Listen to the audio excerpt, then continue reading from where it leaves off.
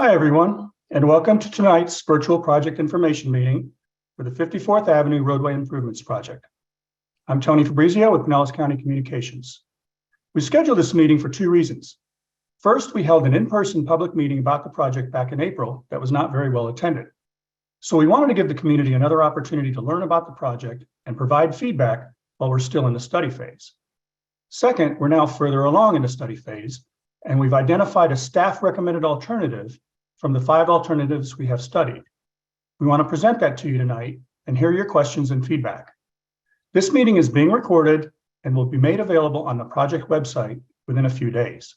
That's pinellas.gov/54AVE, AVE, and we'll show that on a slide again at the end of the meeting. So here's how the meeting is going to go. We'll begin with some comments by Pinellas County Capital Improvements Program Director, Mona Gabriel. Then Rob Metter, our Capital Improvements Section Manager, will come on and give a presentation that will catch you up on the latest developments with the project. After the presentation, we'll introduce a panel of experts who will answer your questions and hear your comments. We'll go over how to participate in the Q&A when we get to that portion of the program. At this time, please welcome Mona for her comments. Good evening, and thank you for being here tonight. The 54th Avenue North Improvement Project builds on the Lincoln-Lillman Action Plan introduced by Pinellas County in 2019. The plan aims to improve how everyone moves in Lillman, whether it's by car, bicycle, mobility device, or by bus, with the ultimate goal of improving safety along the corridor. This stretch of 54th Avenue extends from 49th Street North to 34th Street North, and is separated into east and west segments by the CSX railroad track. Unfortunately, there are some obstacles in both segments that prevent us from making all the multimodal improvements that will benefit the corridor. Complicating that further is that 54th Avenue is used by commuters to get to and from I-275. But we do believe that if we can make some compromises, we can make the road safer and improve traffic flow. We'll go over all of that tonight, present what we think is the best option, and listen to your feedback. Your feedback is very important. Your feedback is very important in deciding on next steps. So we encourage everyone to share their feedback with us. With that, I will turn it back to Tony. Tony, thank you. Thanks, Mona. I'm now going to turn it over to Rob for his presentation. Hi, Rob, the floor is all yours. Thank you, Tony. And welcome to the meeting, everyone, tonight. This presentation describes the project limits, scope of the study, and alternative improvements identified for 54th Avenue North from 49th Street North to 34th Street North. This presentation will review the purpose of the meeting, overview of the project, existing roadway conditions, alternatives developed during this study phase, public involvement, and the next steps in the development of this project. This is the second project information meeting held for the study of 54th Avenue North. The goal of tonight's meeting is to present the study and improvement alternatives developed for 54th Avenue. Pinellas County also wants to ensure this information is provided to as much of the community as possible and to offer the opportunity for residents and business owners to understand and comment on the alternatives. Tonight's presentation will also show the alternative that staff recommends moving forward.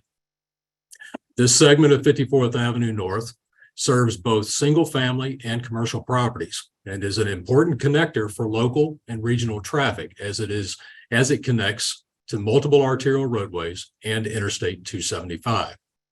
The study shows there is an extensive crash history along 54th Avenue North and safety concerns that need to be addressed with future improvements. The objectives of this project is to provide roadway improvements that move vehicles efficiently and address safety concerns for motorists, pedestrians, cyclists, and the community. This preliminary engineering report phase has identified many of the safety concerns and developed multiple alternatives to make the roadway safer and more effective and efficient for all users. The preliminary engineering report focuses on roadway and safety improvements. The preliminary engineering evaluation includes the elements highlighted in the yellow boxes. Public involvement is an important element as it allows the public and stakeholders an opportunity to provide their comments and suggestions for future improvements. The project is located in the Lealman Community Redevelopment Area, and the limits extend along 54th Avenue North from 49th Street to 34th Street for approximately 1.25 miles. The study scope includes examining existing conditions, evaluating needs and deficiencies, and developing concepts for future improvements. The project is divided into two segments, west and east, separated by the CSX railroad tracks. The existing roadway has two distinct typical sections on the east and west sides of the CSX railroad tracks. The west segment consists of four 11-foot travel lanes and a 12-foot center two-way turn lane with 5-foot sidewalks on both sides.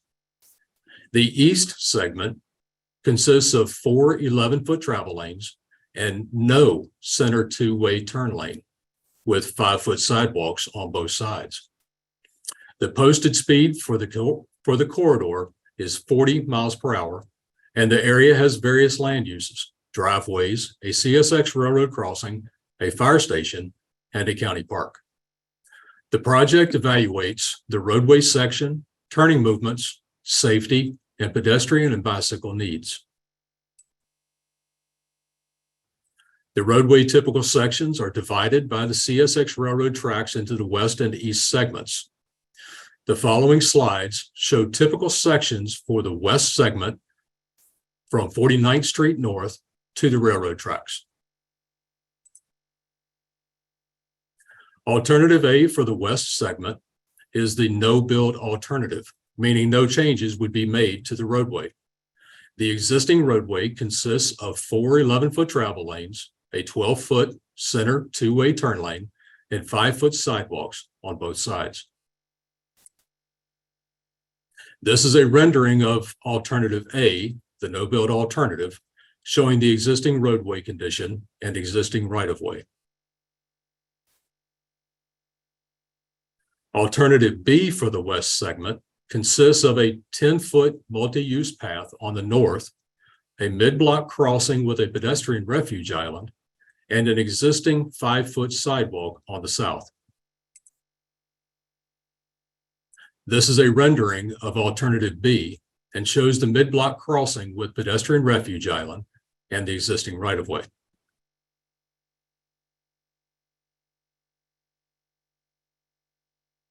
The following slides show alternatives for the east segment of 54th Avenue North from the railroad tracks to 34th Street North.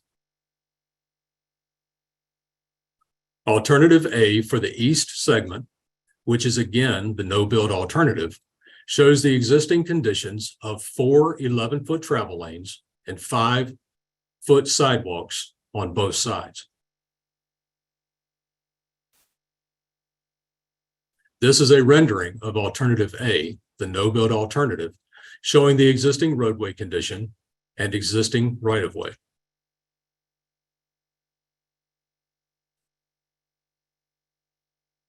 Alternative B for the east segment, or lane repurposing alternative, reduces the number of lanes. This alternative consists of two 11-foot travel lanes, a 12-foot center two-way turn lane, a multi-use path on the north, mid-block crossings with pedestrian refuge islands, and a 5-foot sidewalk on the south.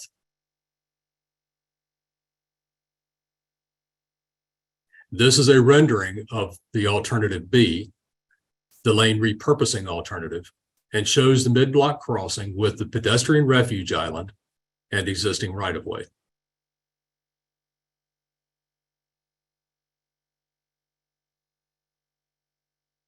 Alternative C for the east segment, or widening scenario 1, consists of four 11-foot travel lanes, a 12-foot center two-way turn lane, a multi-use path on the north, mid-block crossings with pedestrian refuge islands, and a 5-foot sidewalk on the south. This alternative matches the existing proposed conditions west of the railroad tracks.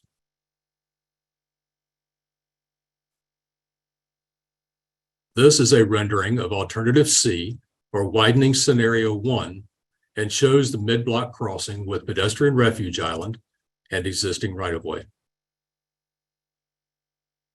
Alternative D for the east segment, or widening scenario 2, reduces the lane widths from widening scenario 1, which serves as a traffic calming measure. This alternative has lane widths that are reduced to 10 feet and 10.5 feet in each direction, along with an 11-foot center two-way turn lane, mid-block crossings with pedestrian refuge islands, and a 6-foot sidewalk on both sides. With this scenario, the speed limit would be posted at 30 miles per hour and radar speed signs would be included. This is a rendering of alternative D, or widening scenario 2, and shows the mid-block crossings with pedestrian refuge island and existing right-of-way.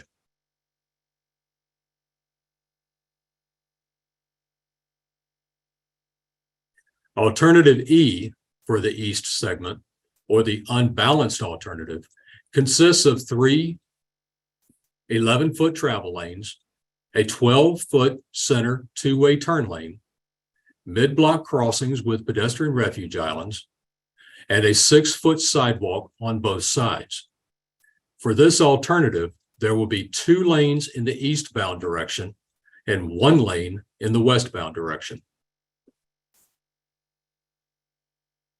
This is a rendering of alternative E, or the unbalanced alternative, and shows the mid-block crossing with pedestrian refuge island and existing right-of-way.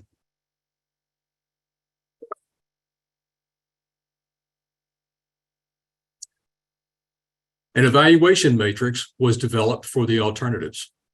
5 criteria are used to evaluate each alternative: level of service, right-of-way impacts, safety improvements, traffic calming, and project cost. Each alternative was evaluated for its benefit or impact on each of the 5 criteria.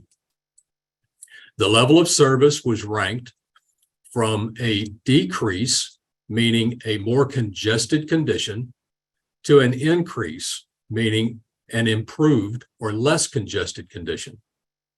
Each alternative requires either no right-of-way acquisition, a low amount of right-of-way acquisition, or a high amount of right-of-way acquisition.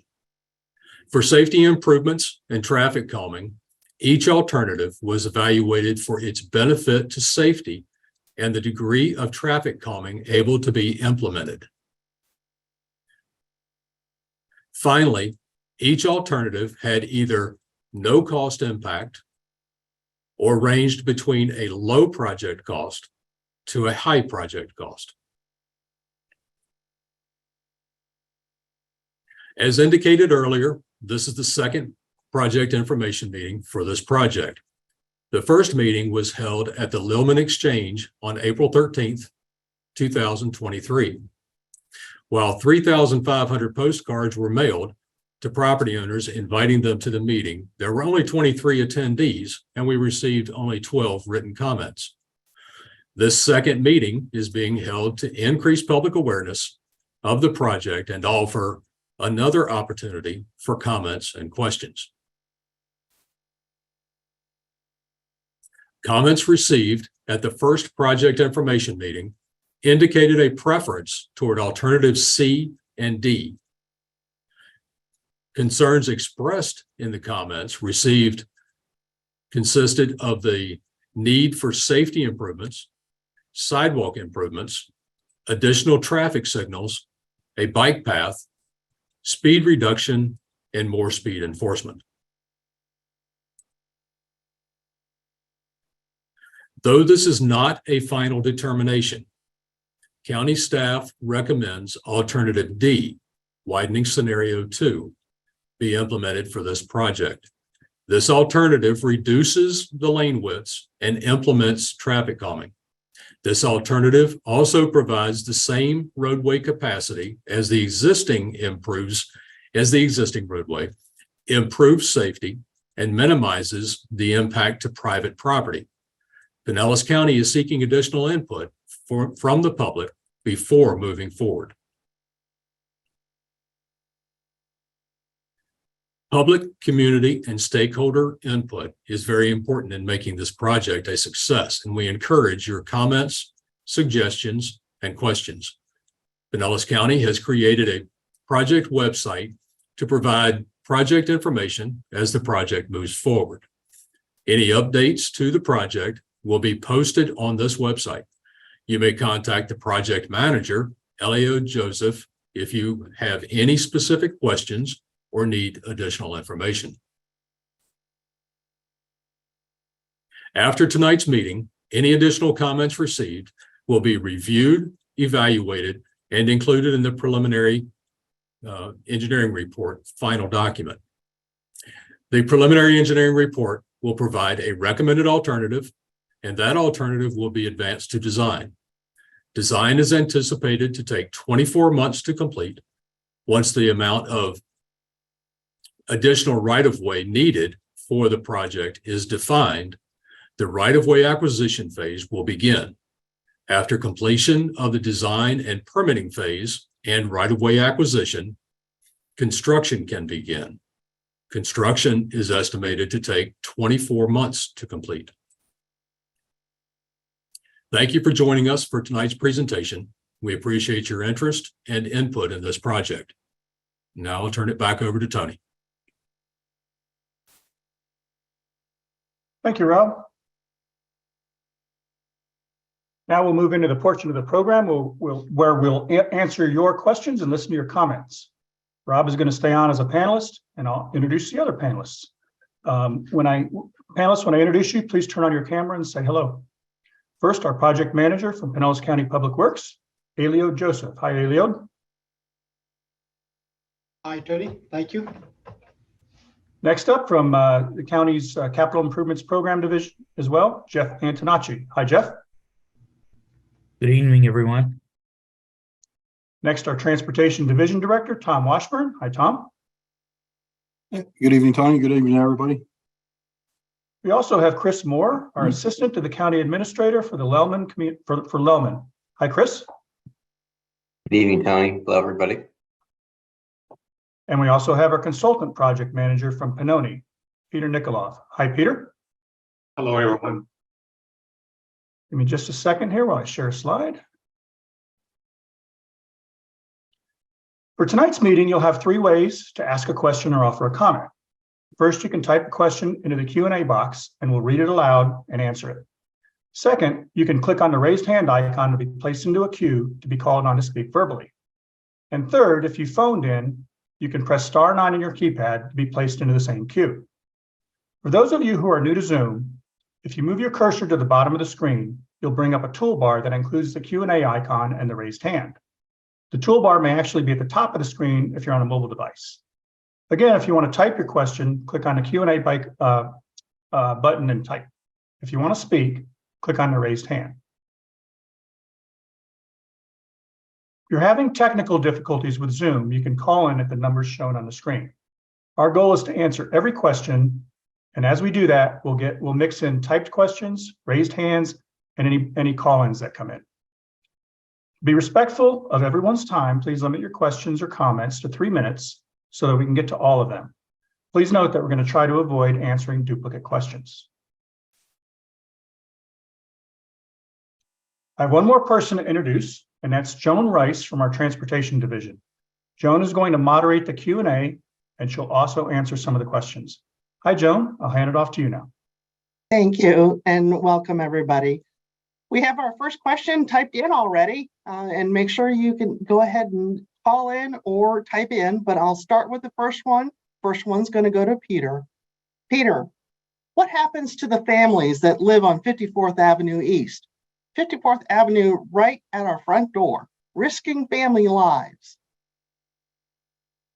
So I'm assuming this is a concern about safety or right away that needs to be taken. So everybody needs to understand that what we're trying to do here in that segment east of the railroad tracks is really to improve the safety.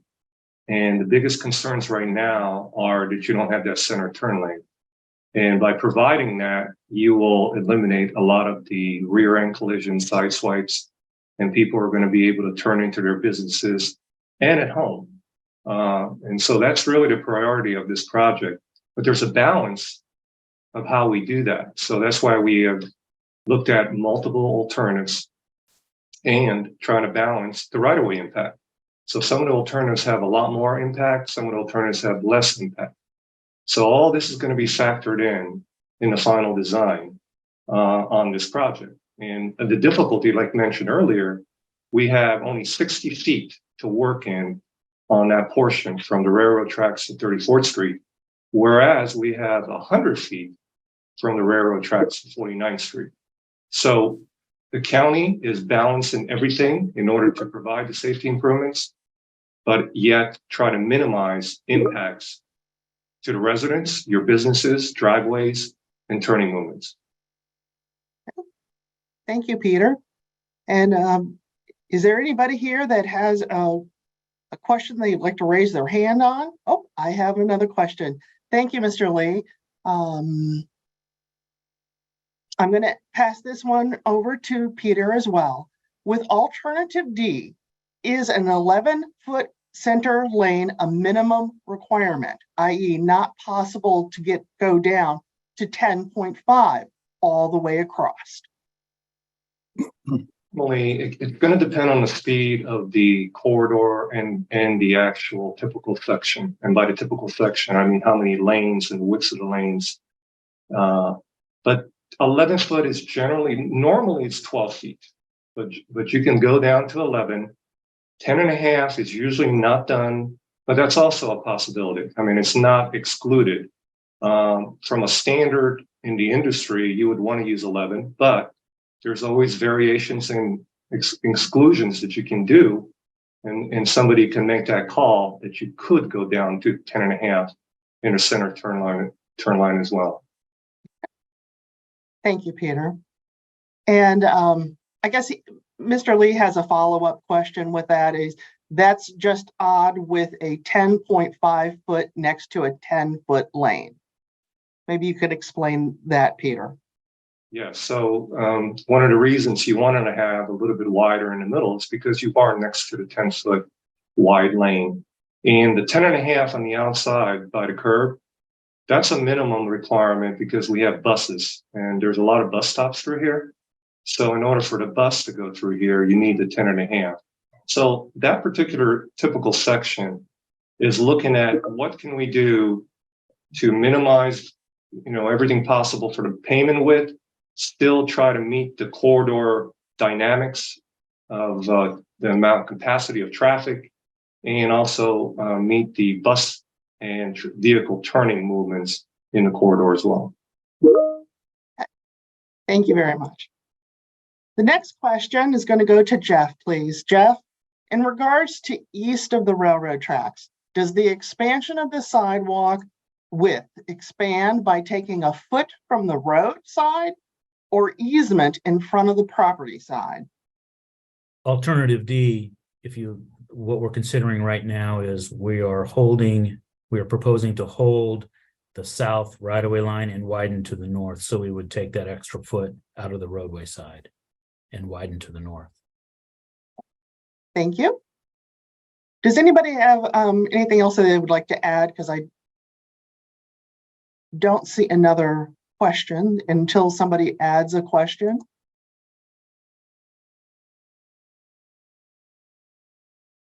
We have a hand up. Carol Abrams would like to ask a question. Tony? Carol, we have a question from Carol Abrams, and Carol, you need to unmute yourself. I live on the corner of 46th Street at 54th Avenue. When I went to the meeting and I was specifically told that there was nothing going to happen this far down or closer to 49th Street. So could you clarify that for me? Sure, yes, we can do that. Jeff, would you like to clarify what's happening west of the railroad tracks, specifically closer to 49th? Sure. West of the tracks, we have plenty of right of way, plenty of public right of way to build our improvement. So there's really not much needed in west of the tracks. We still have our 5-lane section, 12-foot lanes, 11-foot lanes, and 12-foot center two-way left turn lane. And we are going to proposing to add 10-foot bike trail from the tracks on the north side. We have plenty of right of way for that. So to say that we're not proposing to do anything is not exactly true. We are proposing to widen out and put in a 10-foot sidewalk or multi-use path on the north side. But that's it. We have plenty of right of way there. No need to really do much from a traffic standpoint. Thank you so Carol. much for clarifying. You're welcome. Thank you, Carol. Okay, then the next question is going to be for Tom. Michelle is asking, what about existing signage and also setbacks on the north side? All right, well, I'm happy to take the signage question. The existing signage will stay in place up until we get into construction. Once we settle on the preferred alternatives for each of the sections, then part of that design process will be to review the signing, make sure that what we install as part of the construction process meets the current standards, both for size, offset, and for type of signs. Okay, thank you. And Peter, she did ask about setbacks on the north side. Is that something that you can answer? Setbacks from where? Okay, Michelle, could you clarify your question a little more? So we have an existing sign that is closer to the street than most, and it's apparently been grandfathered in. We were just wondering, I mean, obviously, how much room is actually being taken from the north side of the street, and also it eliminates a lot of parking area. I didn't quite get the image of how much road space will be removed from existing homes or businesses, I guess. Yeah. I don't quite understand how much is actually going to be, redacted from existing property and added to this roadway. I'll give you some information, Michelle. Thanks for the question. Sure. So you just have a way to understand each alternative has a different impact that you saw. Alternative B will have about 5 to 6 feet from the edge of the existing sidewalk on the north. Alternative C, which is the largest width and impact, is going to have approximately 16 to 17 feet. Alternative D will be about 9 feet, and alternative E will be about 2 feet.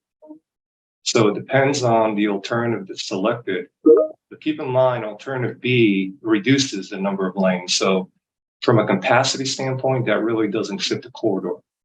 So an alternative E is the unbalanced alternative. And that's the one where we have 2 lanes in one direction, 1 lane in the other direction. And that's still under study, but that probably also won't meet the traffic requirements for this corridor because of the connection to I-275. So basically, the 2 alternatives that really meet the objectives are alternative C and D. And the county, the reason they are recommending, or the preferred one right now that everybody's looking at, is alternative D, is because it provides your 4 lanes in each, and 4 lanes out there, so the capacity is still there. You're not reducing the vehicle capacity. You're narrowing the lanes a little bit in order to slow the traffic down. When you put traffic calming, we would reduce it to 30 miles per hour. And it minimizes. We have 6-foot sidewalks instead of a 10-foot multi-use path on the north. And with that balance, that's the one that has the 9 feet from the existing sidewalk. So it's in between the other alternatives, but much, much less than alternative C, which is the ultimate alternative with the multi-use path. You had a question about the signage. We would have to see where your sign ends up with that offset. And most of the time, you said it's grandfathered in, so I'm not sure the legalities of the sign, but a lot of times if it is in the way, that sign will have to be relocated. And you also had a question about parking lot. And with this alternative, there will be some parking lots on the north side that will be impacted. And some spaces may have to be removed. But that's something that the county will work with the property owner on and try to mitigate those kind of things, and also work out how the cost of those things will work out. Hopefully that answers the question, gives you a better idea. Is it, I do have a question. Is it part of the responsibility of the actual construction to move the signs for the property owners? So I believe I can normally, address that. yeah, go ahead and address that. Okay. When we get into right-of-way acquisition, where we need to accomplish that, there are a lot of factors that go into the evaluation of that property and what the impact is and how to properly address that.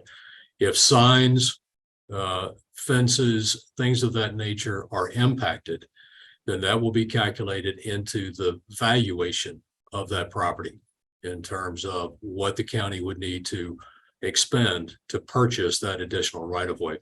So we would not relocate that sign, but we would compensate the property owner appropriately for that sign.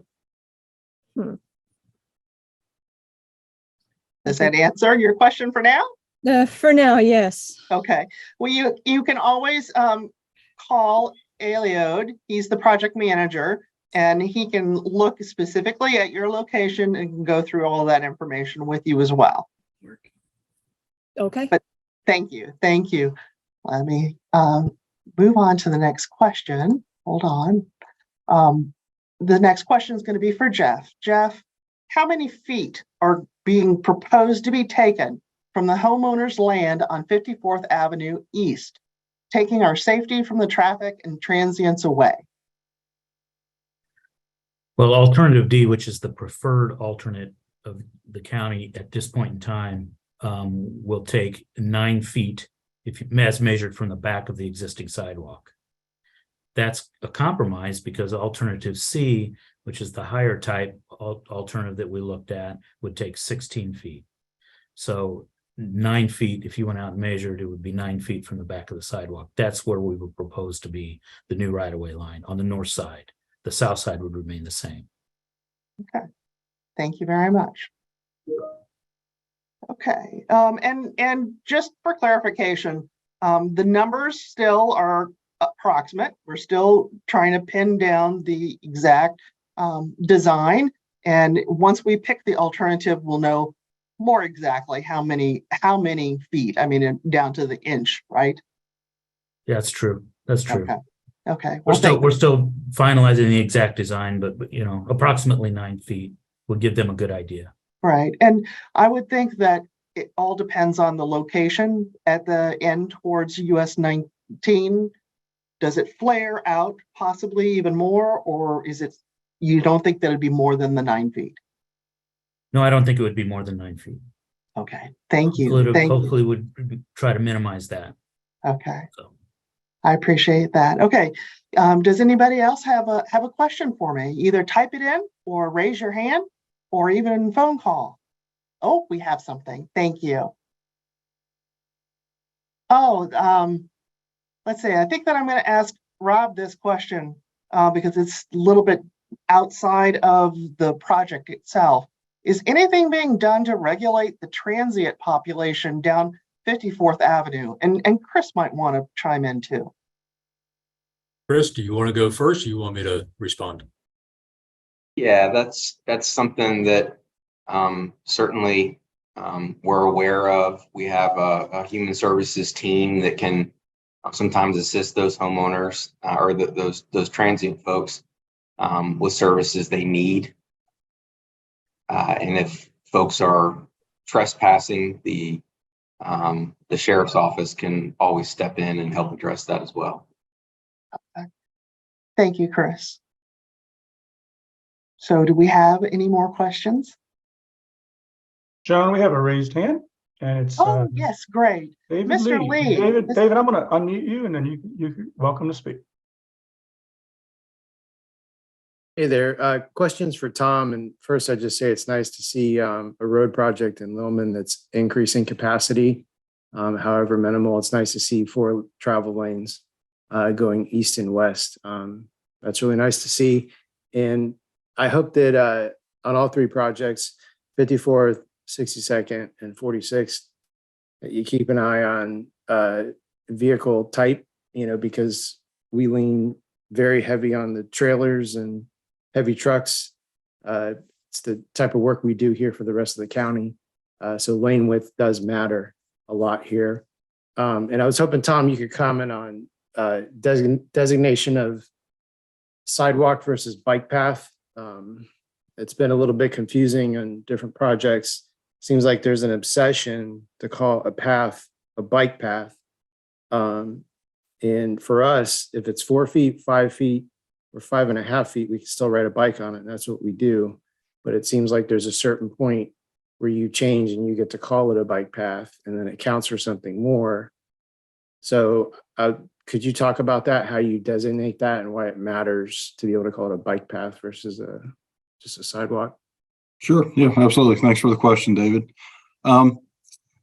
Really, when we're talking about the paths along the side of a road, whether you call it a sidewalk or a wide walk or a multi-use trail, that's really kind of defined by the width and by the function that you're expecting. When we get into the trail width type segments, we're really looking for connectivity to what we have as the overall Pinellas Trail. Those are, wider areas, up to 15 feet wide. As far as the distinction between a sidewalk and a bike walk and a bike path, we tend to shy away from that. What we're trying to do is create an area that will accommodate the users that we expect out there, whether it's pedestrians, bicyclists, people trying to get to and from work, and trying to create a safe area where they don't feel the need on a bicycle to necessarily get out into the road, even though that's legal. So when we've got the opportunities to provide a little bit wider of an area that will accommodate, pedestrians walking side by side, or bicyclists that may feel safer on that type of a path as opposed to being in the road, that's what we've been looking at here recently. Thank you, So, Tom. Joan, I don't know if you want to add anything more to that, Joan. No, I think you really hit upon it. We want to put the right facility that is needed in that area. So if we anticipate a lot of any one mode, we'll make it a little wider. But we have to be very mindful of the right-of-way that's out there. Mr. Lee, do you have anything else to ask? Nope. Okay, thank you. I appreciate that. Okay, I'm going to pass this next question over to Chris Moore again. These projects are bringing the transients on my porch at my front door, and I'm not even getting a vote on this. I actually live on this road. You guys don't. They really steal and drop syringes as it is. You don't deal with this on a daily as we do, and this will impact us the most. Yeah, I think that if anything, I'm happy to set a time to talk to that resident. I don't know if I could share my contact information, but my email address is cdmoore, CDMOORE @pinellas.gov. I'm also here at the Lellman Exchange Community Center. I work here, report here every day. So I'd be happy to sit down and talk about that situation in more detail with you. Okay, thank you very much. And thanks for your contact information too. I think that's it, Tony. Okay, Joan.